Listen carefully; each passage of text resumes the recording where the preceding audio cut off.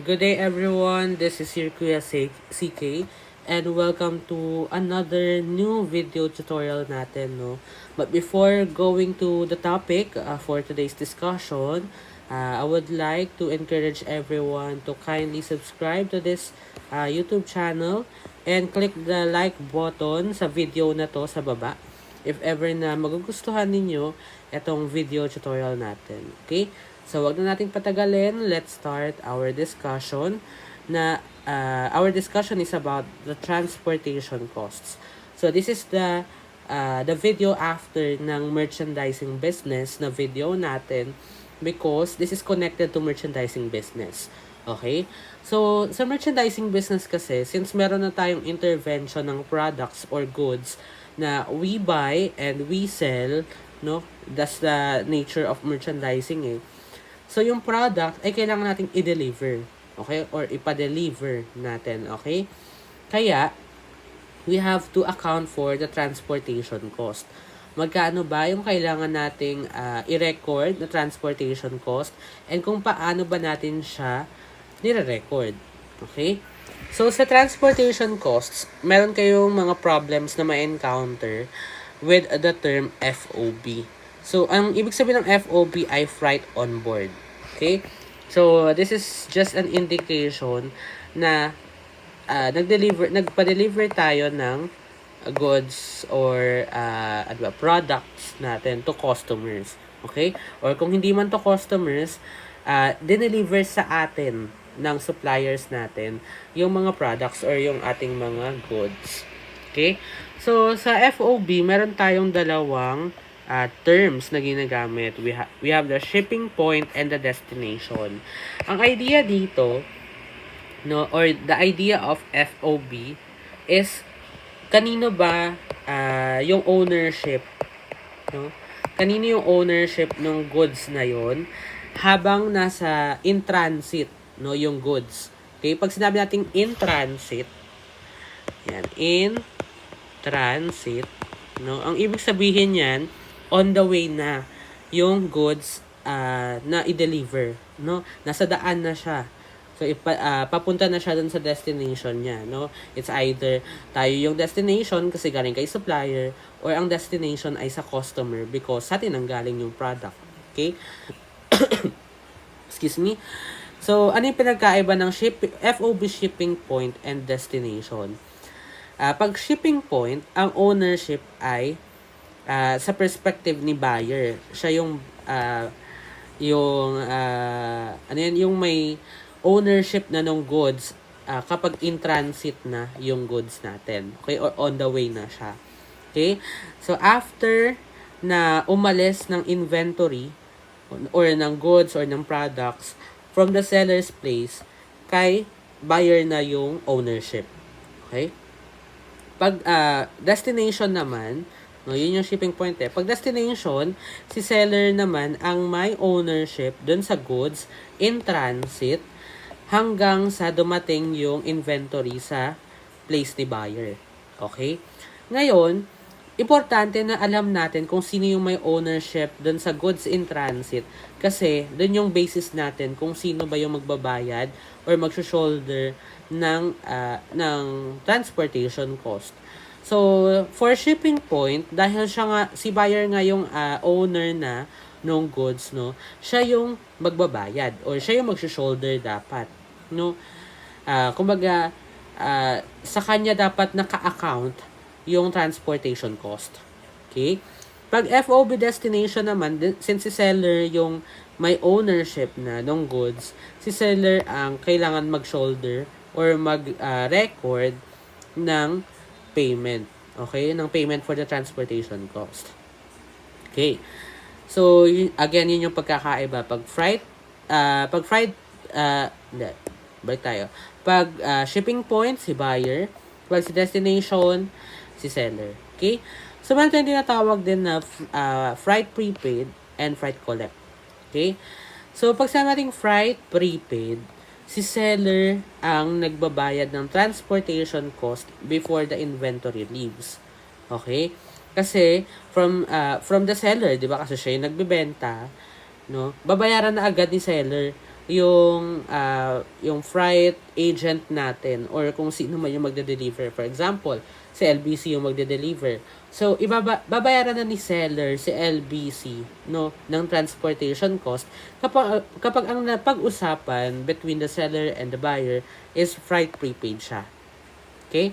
Pero pag freight collect naman, si buyer ang nagbabayad ng transportation cost. Yung sinasabi nating payment dito or pays dito is with the involvement of cash na ha, kung sino talaga yung magbibigay ng cash dun sa mismong delivery agent. Okay? So, si buyer ang magbabayad ng transportation cost once na nag-arrive na si inventory sa kanilang place. Okay? So, kung kanina prepaid, from the term itself nga prepaid, binayaran na agad in advance. Okay? Ni seller. Pero pag collect, i-collect ni delivery agent yung payment sa recipient, no? Sa recipient ng inventory, which is si buyer. Okay? Ito yung kailangan nating tandaan. Very important ito, no? Payment does not dictate who should ultimately shoulder the transportation cost. Okay? Kung sino yung nagbigay ng pera sa delivery agent, hindi yun yung magdidikta kung sino ba dapat yung mag-shoulder ng transportation cost. Okay? Yung idea natin or yung meaning natin ng shoulder is sino ba talaga yung may responsibilidad na magbayad ng transportation cost. Okay? Hindi yung payment, okay? Or kung sino man yung nagbigay ng cash kay delivery agent, but rather the ownership. Okay? Si ownership ang basis natin kung sino yung mag-shoulder. Okay? While the goods are in transit. Sino ba yung may ownership sa goods while it is in transit? Okay? And yung sinasabi natin na ownership na to, ito yung pinag-usapan natin kanina. The FOB shipping point and the FOB destination. Kaya importante na alam ninyo itong dalawang to. Okay? So, i-summarize natin. Paano pag magkasama na yung destination, shipping point, collect, at saka prepaid? So, kanda gulo-gulo na, no? Pero kailangan nyo lang tandaan itong mga sasabihin ko. Okay? Pag FOB destination, we are talking about destination. It's kapag FOB destination and shipping point, it's about the ownership. Okay? Ownership ng goods in transit. Okay? So sige, magkaroon nga tayo ng visualization. So kunwari ito yung place ni seller. Okay? Tapos ito yung way papunta sa place ni buyer. Okay? So, from this, mali yung ating, drawing. So, from this way, no, ito yung tinatawag natin na in transit. Okay? Ito yung in transit, ha? Ngayon, ang tanong dito, sino ba yung may ownership, no? Pag yung goods ay in transit or nasa way na siya, no? Papunta kay buyer. Yan. So, pag sinabi nating FOB destination, si seller lagi, ha, ang mag-shoulder, wait lang. We have here kasi ownership is equal to shoulder. So, kung sino yung may ownership sa goods in transit, siya yung mag-shoulder dapat ng transportation cost. Okay? So, dahil sa FOB destination, si seller ang may ownership dun sa goods in transit, siya din yung mag-shoulder ng transportation cost. Okay? Who pays? Sino yung magbabayad or magbibigay ng cash dun sa delivery agent? Pag sinabi natin freight prepaid, si seller. Okay? Kasi, from the seller to buyer, di ba? So, babayaran na agad ni seller yung freight natin or yung transportation cost. Pag FOB shipping point naman, from the time na umalis, no? From the time na umalis yung goods sa place ni seller, kay buyer na yung ownership. Yan, kay buyer na. Okay? At dahil si buyer na ang may ownership, siya na yung mag-shoulder ng transportation cost or siya yung may responsibilidad na magbayad ng transportation cost. Pero, freight collect. So, freight collect, ang magbabayad or magbibigay ng cash ay si buyer. Okay, kasi kukolektahin ni delivery agent yung payment kay buyer pagdating ng inventory.